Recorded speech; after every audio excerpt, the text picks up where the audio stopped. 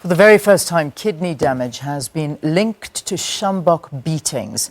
Doctors conducted a study after an increasing number of mob justice incidents where the traditional stiff whip was used. 6 victims in the study died from their injuries. Dr. David Skinner from the University of KwaZulu-Natal headed the research. He joins us from our Sea Point studios in Cape Town now to take this conversation further. Thank you so very, very much for joining us on the program, Dr. Skinner. Thank you very much, Leanne. Thanks for having me. How was this particular study conducted? So it was a retrospective study where we looked at a number of different charts of patients who had come through to the various accident and emergency and casualty units in Pietermaritzburg. And we actually identified their demographics, so their age, their gender, and how they actually presented to us and their progression through to any kidney damage or kidney failure and whether or not they died. Yeah. Well, what is it about the sjambok itself that actually causes such damage? Is it the material, perhaps, or the actual force of the beatings that's been attributed to it?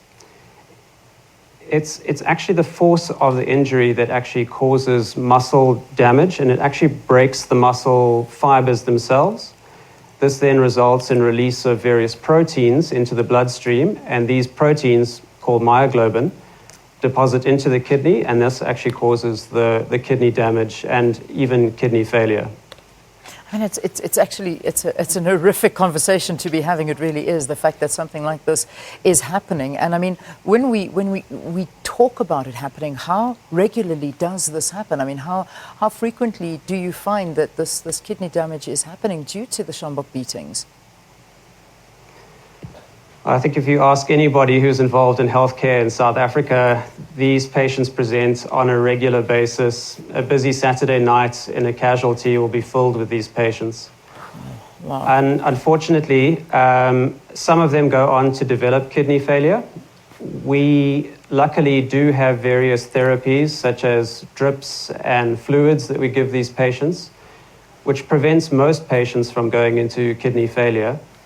And if they do go into kidney failure, we have access to something called dialysis, where we're able to actually purify the blood for these patients. But of course, this is a massive burden to healthcare in South Africa.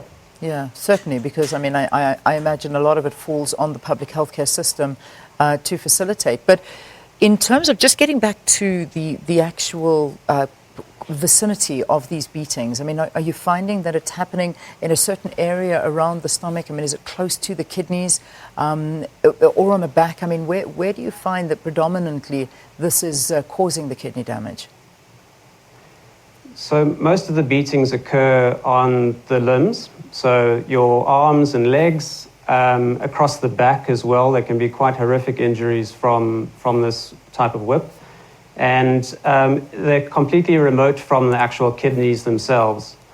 And that's what makes it such a devastating problem, is that you can actually see relatively minor looking injuries over the limbs and back, and these patients can be incredibly sick to the point of actually dying.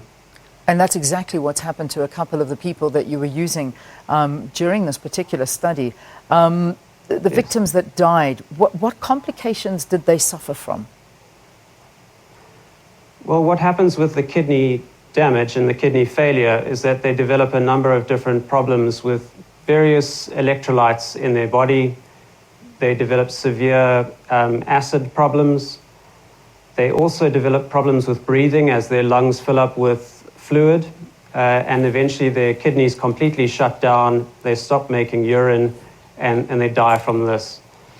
If we can get to them quickly enough, and that's what my study was actually looking at, was trying to identify these patients early on before they develop these devastating complications, and actually identifying them and offering them dialysis early before they go on to develop life-threatening complications.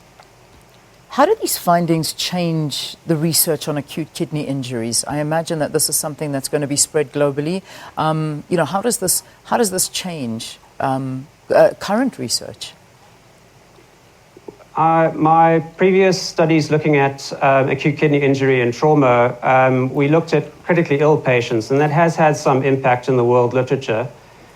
I don't know whether it's fortunately or unfortunately, South Africa has got this very unique problem of the sjambok and of the beating issues, which a lot of the first world countries don't have.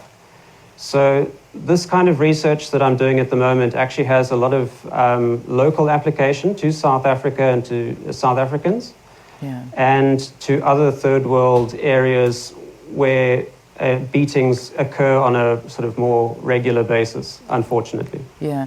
What do you do with this research? Because at the end of the day, it's well and good that we're seeing what's happening to the body and inside, and it is devastating consequences of this. And yet, the shamboking still continues, and you're still going to see lives being lost due to this.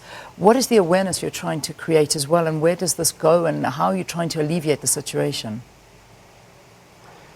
Well, part of my research at the moment is trying to actually publicize this problem and to tell not only the general public but the general medical community out there that this disease can be devastating, the kidney failure or damage from the sjambok beatings.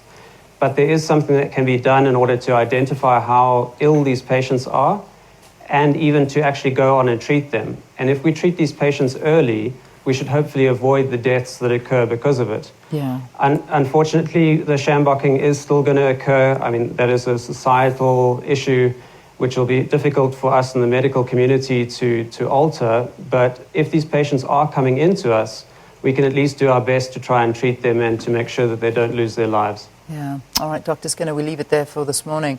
Really interesting research, but thank you very much for talking to us.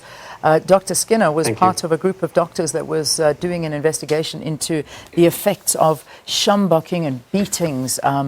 It's actually just such a sad story, it really is, where you have mob justice putting hundreds at risk of this, of kidney damage and then, of course, ultimately of death. So that was the research that was done, and he's from the University of KwaZulu-Natal.